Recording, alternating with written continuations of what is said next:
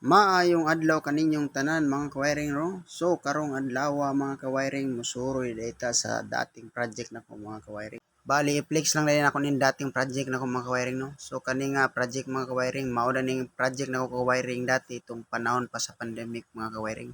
Og dako dagay kog pasalamat ani nga project mga kawiring kung dili tungod ani mga kawiring sa panahon sa pandemic mga kawiring no wala jud koy source of income mga kawiring.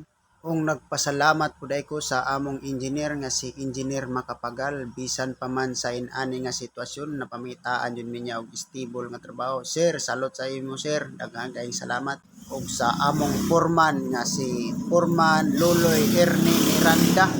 Bali kani nga project mga kawiring bali sabkon rin ako ng kawiring kay sa panahon sa pandemic dahil mga kawiring no kabalo naman jud ta mga kawiring ko unsa ka stricto mga kawiring ug hadlok man sila magpa-swab test mga kawiring, swab test mga kawiring kanang tuslok-tusloko ng ilong mga kawiring ba.